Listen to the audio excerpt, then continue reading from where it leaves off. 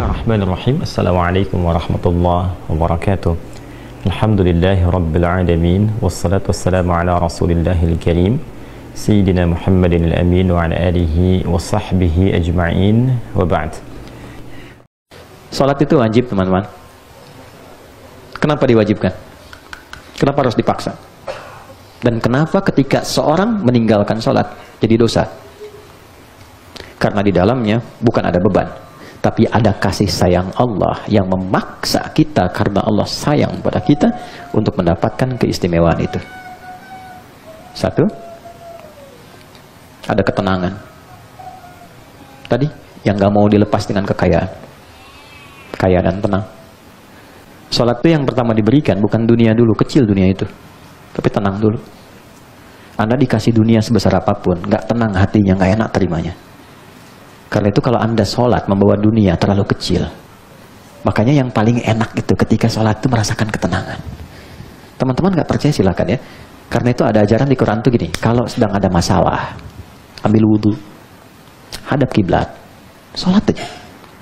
Walaupun solusi belum datang, tapi ketenangan tuh hadir. Lebih enak rasanya. Sujudnya nikmat gitu. Kadang-kadang kita nangis tuh. Bahasa Nabi Ya'qub tuh gini. Innama ashku bathi wa huzni Allah.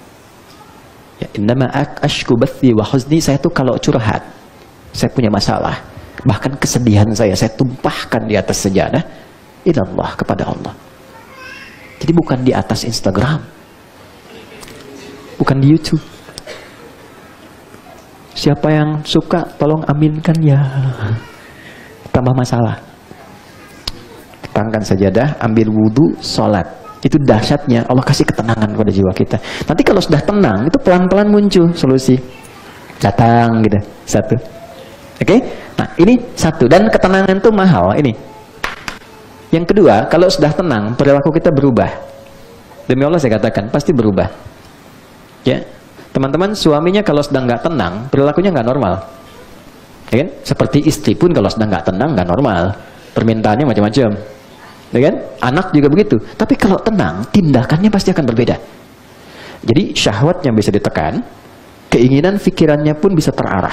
Segala sesuatu yang bersumber dari syahwat yang buruk disebut fakhsya, sesuatu yang bersumber dari pikiran yang tidak normal disebut dengan mungkar. Maka sholat bisa mencegah seseorang dari perbuatan keji dan mungkar. Quran surah ke-29 ayat ke-45. Inna sholata tanha anil fakhsya wal mungkar. Tentang tenang, Quran surah ke-13 Ar-Ra'du ayat 28. Sudah? Pelan-pelan ya. Ala bidzikrillahi tatmainnul qulub. Yakinkan pada dirimu yang paling dalam, zikirmu bagus, hatimu tenang. Dan puncak zikir itu salat. Di Quran surah 20 ayat 14, zikir disebut dengan salat. Oke, wa aqimis salata dzikri. Jadi, untuk apa kita dipaksa sholat? Alhamdulillah, supaya lebih tenang. Untuk apa dipaksa sholat? Supaya menjadi lebih baik. Itulah sebabnya, para pelaku kriminal di era jahiliyah, itu tidak diajarkan zakat lebih dulu. Bukan puasa, bukan haji. Ibadah pertama sholat. Sholat yang membuat para pelaku keburukan itu berubah, bertransformasi menjadi lebih baik. Ini poinnya.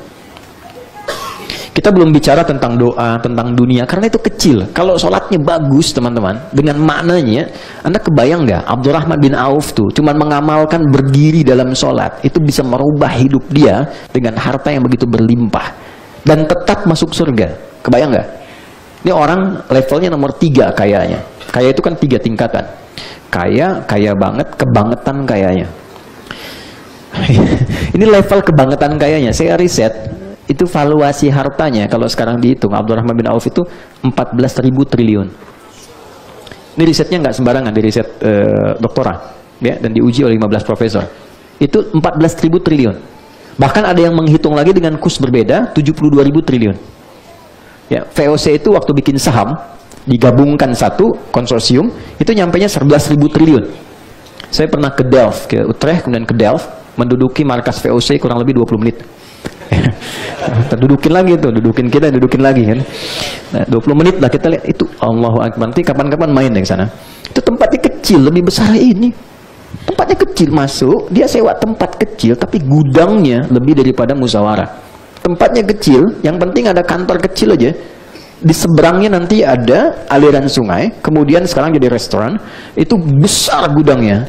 Aliran kanal sungai itu tembus Samudra Hindia, nyambungnya ke kita, ke Nusantara. Jadi kalau dia ngambil rempah-rempah kita, dia bawa sampai depan gudangnya. Sekarang kanalnya ditembuskan ke 13 provinsi di Belanda. Jadi kalau macet di darat, dia masuk lewat sungai pakai speedboat. Ya, bayangkan, cuma 11.000. Abdurrahman bin Auf, satu orang 14.000. Jadi kalau Anda mau kaya, jangan nanggung. Betul, jangan nanggung. Makanya Nabi itu nggak heran sama orang kaya, biasa aja. Yang Nabi khawatirkan kaya tak bisa memanage kekayaannya. Oke, ini cuma berdiri. Ya, Ali bin Abi Thalib praktek dari sholat itu luar biasa kejeniusannya.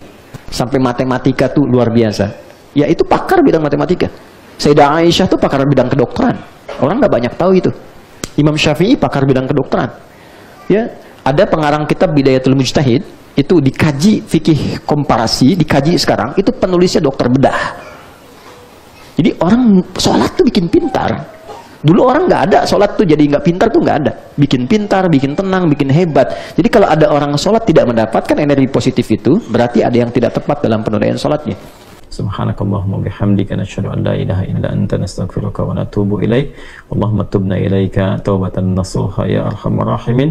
Ighfir lana dhunubana ya Allah kama ghafarta ibadakas salihin was salihat wa alhiqna ma'ahum ma'al ladzina an'amta 'alaihim minal nabiyyin was siddiqin was syuhada'i was salihin wa hasuna ulaika rafiqa. Wa sallallahu ala sayyidina Muhammad wa ala alihi wa sahbihi ajma'in.